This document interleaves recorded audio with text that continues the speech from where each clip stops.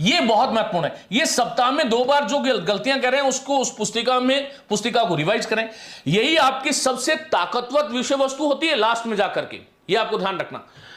Revision के लिए छोटे छोटे नोट्स ही सबसे कारगर होते हैं, है ना। कैसे?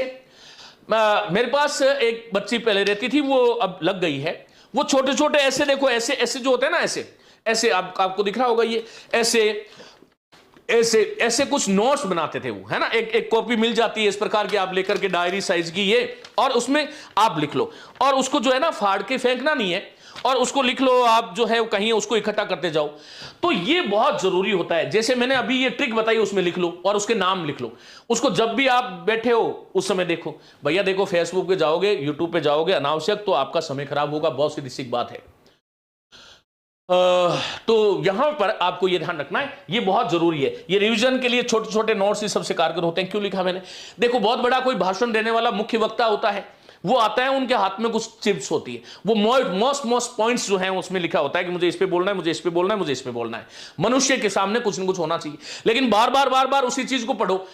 2 चीजें बताइए, एक तो त्रुटि सुधार और एक छोटे छोटे नोट्स। हिंदी साहित्य के लेखक, रचनाएं, व्याकरण के नियम, शिक्षण के सिद्धांत, है ना। हिंदी साहित्य के लेखक कौन कौन है? अब मैंने ये क्यों लिखा यहां पर? इसलिए लिखा कि छोटे छोटे नोट्स है ना। आप लिख लो कि भाई जैन में ये लोग हैं, रासो में ये लोग हैं, सिद्ध में ये लोग हैं, है ना। आप लिखो कि भक्ति काल में ये लोग हैं। पहले उसकी भूमिका तो देखो। आपको ये पता ही नहीं है कि रैदास आता किस में है, सगुण में, निर्गुण में, तो मामला ही गड़बड़ हो जाएगा। आपको ये पता ही नहीं है कि मंजर यदि सूफी मार्गी है या फिर वो भक्ति मार्गी है। आपको पता ही नहीं है कि केशव चंद्र जो है, जो केशवदास है, वो जो है भक्ति काल में भी आते हैं, रीतिकाल में भी आते हैं। सेनापति भक्ति काल में भी आते हैं, रीतिकाल में भी आते हैं। इस प्रकार की चीजें कुछ बनाओ। कुछ रचनाएं हैं, मान लीजिएगा जैसे नागार्जुन की रचनाएं हैं। कौन कौन से उपन्यास है? कल ही पूछा है, बलसनामा, बात समझ में आई ना। कौन कौन महादेव वर्मा के संस्मरणात्मक रेखा चित्र है, पूछे गए ना कल, है ना। मेरा परिवार है, अतीत के चलचित्र है ना। तो यहां पर इस प्रकार की रचनाएं, कुछ छोटे छोटे ट्रिक बना लो। और निराला की रचनाएं एक बार लिख लो, पढ़ो उसको, और एक बॉक्स बना लो। एक कोई आपके पास होगा कोई चीज, उसमें बॉक्स में डाल दो, है ना। और उसको पिनअप करके, यूं नहीं कि यूं कचरे की तरह डाल दिया, पिनअप करके डाल दो।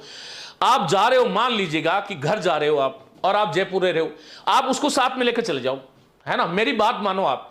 मैं जब खेत में काम करता था तब भी मेरे पास हाथ में किताब होती थी। उस समय ये बताने वाला हमें कोई नहीं था, लेकिन हम किताब लेकर के गाय भैंस की रक्षा भी करते थे, पशुओं को जो है वो चराते भी थे, काम भी करते थे। जैसे ही समय मिला और वो पढ़ने शुरू हो गए। देखो आप कितना आप व्यवस्थित होकर के, और कितना जीवन में बहुत सकारात्मक परिवर्तन आपके आ जाएगा। करके देखो, करोगे ना? यदि करोगे तो हाँ बोलो, है ना। और जिनको भी हाँ बोलोगे उनको सब ईश्वर तथास्तु कहेगा, लेकिन जबरदस्ती मत कहना।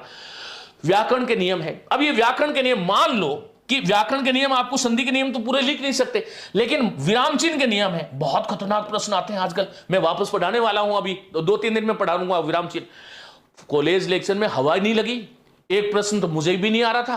तो मतलब ऐसे प्रश्न, क्योंकि पूरे के पूरे शास्त्र देख करके वो लोग बनाते हैं प्रश्न पत्र बनाने वाले, और पुराने लोग होते हैं, उनके पास ये गाइड नहीं होती मैया जी वाली, उनके पास मूल ग्रंथ होते हैं, है ना। उनके पास ऐसे ग्रंथ होते हैं, ऐसे देखो, इतने बड़े बड़े, ये बड़े बड़े 5-5 हजार के ग्रंथ होते हैं, है ना। 5-5 हजार पेजों के ग्रंथ होते हैं। ये बड़े बड़े, इतने बड़े बड़े काव्य शास्त्र के पोते होते हैं पुराने। अब तो आजकल तो आते ही नहीं है।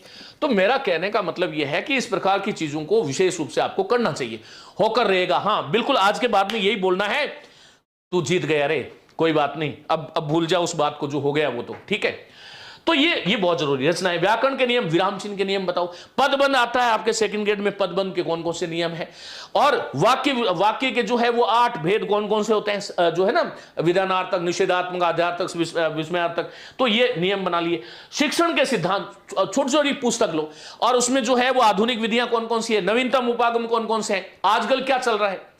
तो ये छोटे छोटे नोट्स बनाओ, सबके फ्लैश नोट्स जो है वो बिल्कुल इस प्रकार का कागज लो और उसके ऊपर बनाओ, या थोड़ा सा कोई हार्ड बाउंड हो तो वो ज्यादा अच्छा रहता है। तो ये आपको ट्रिक करना पड़ेगा, तभी आप जीवन में, हम जब पढ़ते थे वैसे ही करते थे,